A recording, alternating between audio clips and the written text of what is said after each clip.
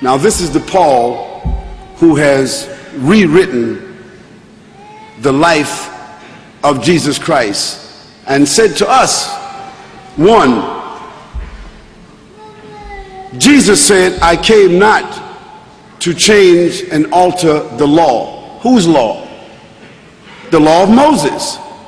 Not one jot, nor one tittle, till heaven and earth shall pass away. No one must change or alter the law. For anyone that does so is the least in the sight of God. That's what Jesus said. Now Paul said he came with a new covenant. Paul said he came with a New Testament. Paul said he came to the Gentiles, and that they no longer had to, those that followed Paul, they no longer had to observe the law of Moses. What was the law of Moses? The 10 Commandments. They no longer had to. They could eat pig's meat. The Jewish people today, following the law of Moses, they can't eat pig's meat. So how could Paul change that law and tell them they could eat pig's meat? Paul said they didn't have to circumcise. All Muslims, all Jews, all of those that follow the prophets are circumcised. How is it that Paul said they don't have to be circumcised? Paul said they didn't have to observe the Sabbath. Now the Sabbath is one of the commandments, one of the 10 commandments. And Jesus said, when they asked him about, Jesus said, do you know which is the greatest of all the commandments? What commandments was he talking about? He's talking about the commandments of Moses. He said, do you know which is the greatest commandment? Jesus said, love the Lord thy God with all thy heart and all thy mind and all thy soul. This is what Jesus said was the first of the commandments. Because that commandment from Moses was, hear ye, O Israel, the Lord thy God is one, and thou shalt not worship anyone except the Lord thy God, and thou shalt not bow down to any graven images in the heavens or in the earth or in the sea below. For the Lord thy God is a jealous God, and thou shalt not worship any gods along with him. That was the first of the commandments. But Paul said we didn't have to observe that commandment. And it was through the epistles of Paul that Constantine later on, 300 years later, he decided to reconcile this new Jesus at the Council of Nicaea. To be specific, in the year 354, it was Constantine that reconciled Paul's Jesus from the historical Jesus and decided that he would go with Paul's Jesus and kill everybody else. And that's where the Trinity was born. That's where the incarnate God was born. That's where the atonement was born. That's where the idea of Jesus Christ being crucified, dead and buried for 3 days and coming back was born.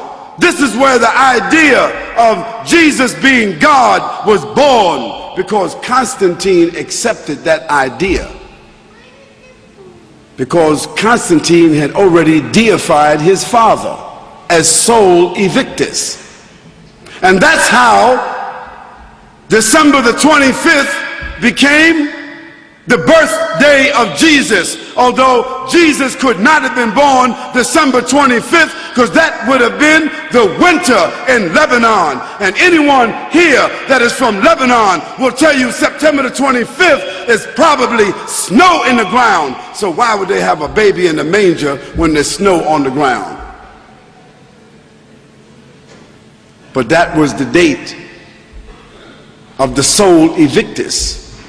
And that's when they changed the Sabbath from Saturday, from Yom al-Sabt. Yom al-Sabt, all the Arabs in this room know Yom al-Sabt, the Sabbath is Saturday. So how did the day of worship for the Christians become Sunday? Because that was the day of the worshiping of the sun, and that's the day that Constantine worshiped, and that's where they took the name of Jesus and changed the Sabbath and made it into Sunday. And Moon Day, Monday, and Tuesday, another god, and Wednesday, another god, and Four's Day, another god, and Friar's Day, another god. All gods of the Romans and the Greeks. What did that have to do with Jesus Christ? Absolutely nothing.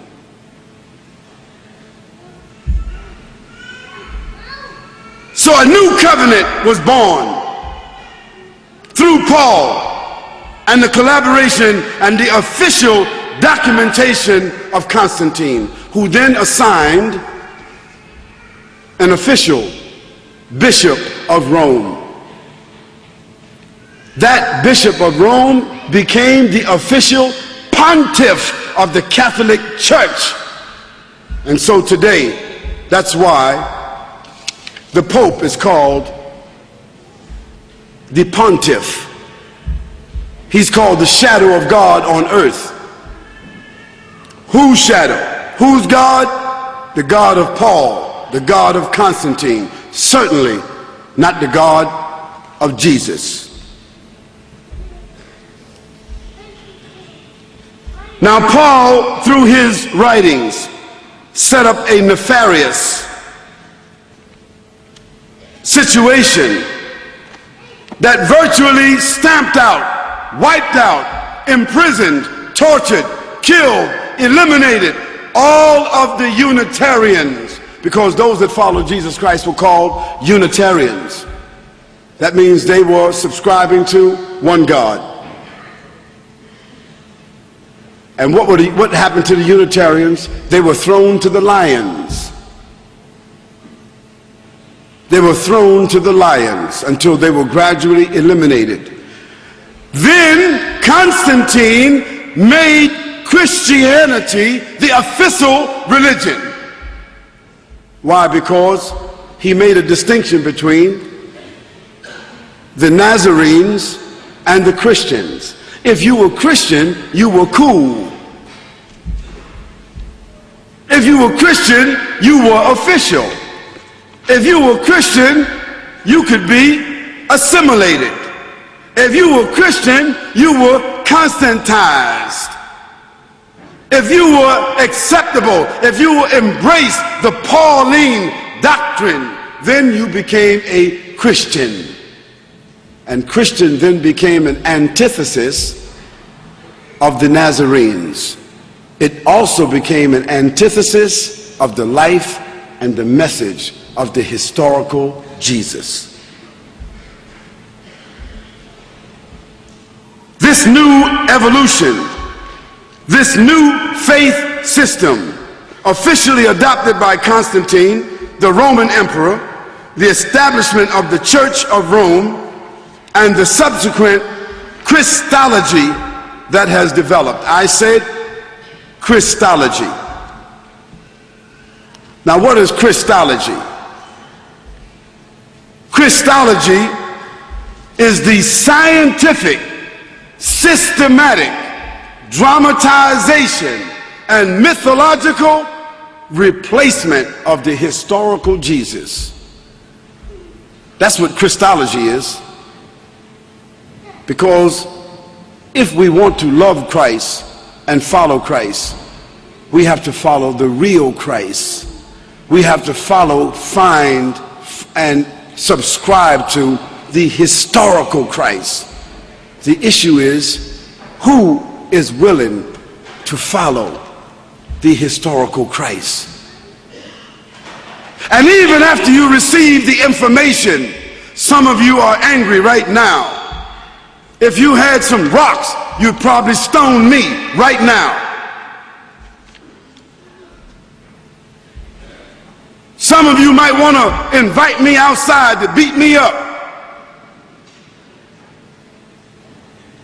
You might want to stand up where you are and just say, "You're a liar. I don't care what you say. Jesus is God. And you're going to continue saying that because change is difficult.